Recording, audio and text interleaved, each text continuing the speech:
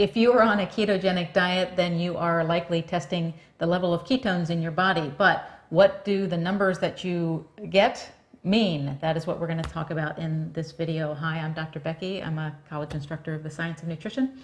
And I'm Dr. Keith. I'm a chiropractor in private practice for the past 27 years. I haven't screwed that opening up for a long time. You've been doing very well. Yeah. Congratulations. Good. So if you've been following along with us, you know that Keith follows a ketogenic diet, lost 80 pounds over the past year. We will link to that, his transformation. Very, very nice little binge watch for you for the afternoon. Yeah.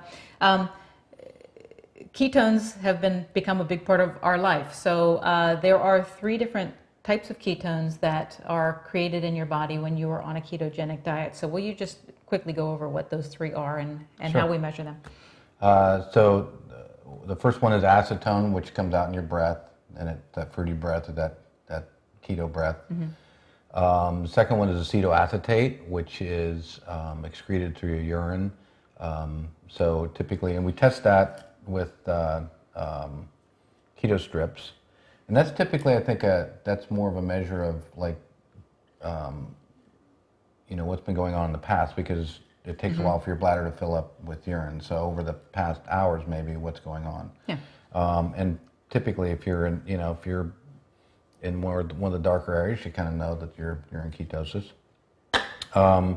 Beta hydroxybutyrate, which is the which is the main one that is found in the blood. We test that with the precision extrameter. We've gone over that before. Yep. That is actually the one that your body uses for fuel.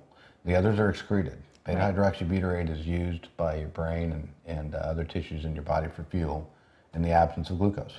Right, and that's the one we're going to focus on. I just want to mention the acetone coming out of the breath. There are breathalyzers now coming out for ketosis. We haven't really experimented with those yet. The Ketones is one, and there's another one that I saw quite expensive right now. They are. So we'll get those and test them for you at some point. But let's talk about the numbers for your blood ketones. So what we want to be in is called nutritional ketosis. Correct. So explain what levels that is. Okay.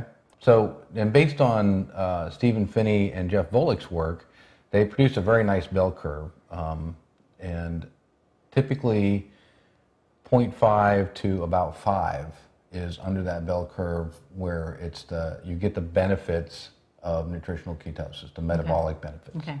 And actually, that's quite a range. It's a little hard to visualize if you aren't familiar with it, but 0.5 millimoles per liter to 5 millimoles per liter gives you a lot of room in between there for variation. So, and we will often find that some people have a hard time getting, even past that 0.5 millimoles on the lower end, whereas other people will jump right into ketosis and go really high up into the higher range. And so we wanted to address why that is. So there are some individual variances is one of the factors. Right. So there's a lot of individual variation. If you have more fat stores, an obese person versus a lean person is going to have different hormonal levels. Leptin, adiponectin, some of those things are going to react very differently. If you're insulin sensitive versus insulin resistant, I think those factors can really, cause some issues there too. There are so many. I mean, even some hormone levels, and even some variation between men and women. Okay. So. But does it mean that one is better than the other? No. It really doesn't. I mean, and that's the experts all say. Don't focus on your number. Just get into ketosis, and whatever level you're at. Like, it doesn't. Everybody they'll always say, just because you're at 3 and I'm only at 0.5, that doesn't mean that you're better. You're doing, you're burning more, whatever, because of that individual variation. Yeah.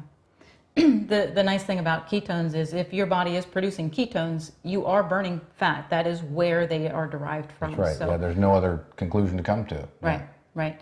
And another factor that can influence what type of a reading, if you're getting on the lower end or on the higher end, is efficiency. Right. So go ahead and address that. So there's a couple things with efficiency. You may be more or less efficient in making ketones. If you are trying to get into ketosis for the first time, it might take a little while because your body doesn't have that machinery in place and the enzymes and all the different processes to make ketones.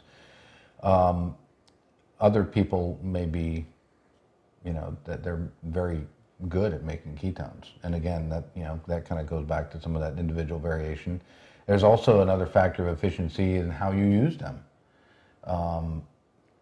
Some people can get into ketosis and maybe they don't use the ketones as much, so the levels are higher in their blood, urine, everything else, while other people may be more efficient at using them. And that we kind of think that might be somewhat with me because I've been in ketosis for a long time, or mostly in ketosis for a long time, that my numbers tend not to be so high.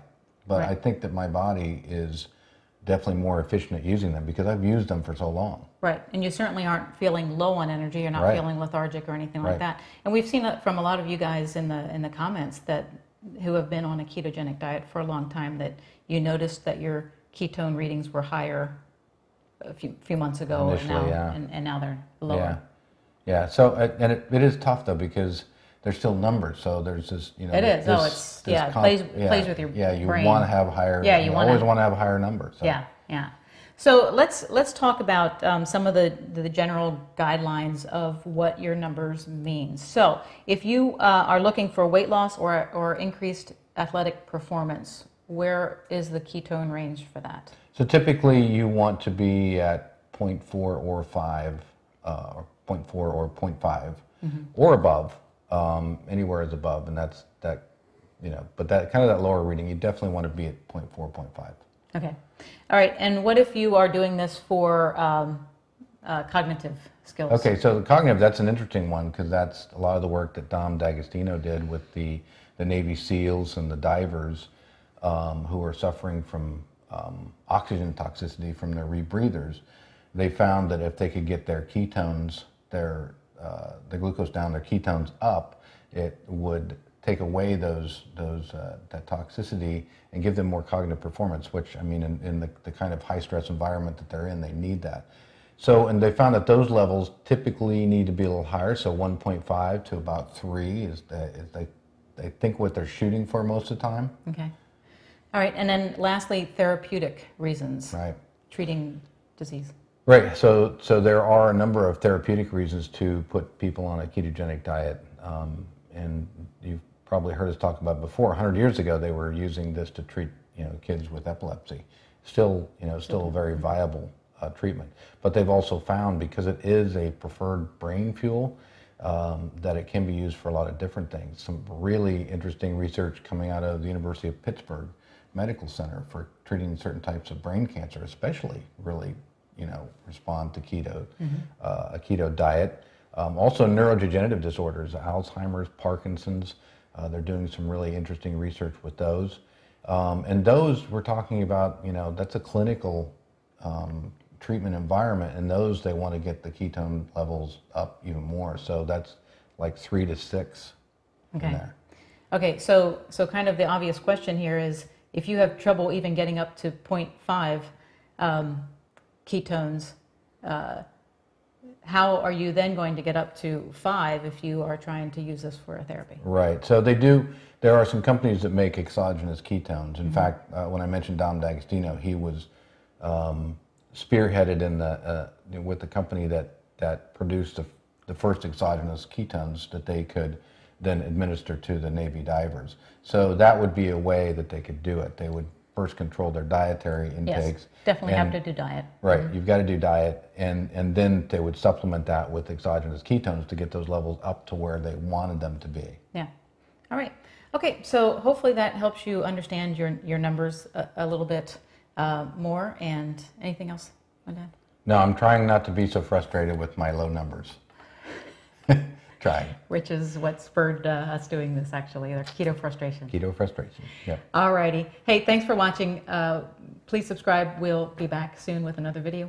We'll see you.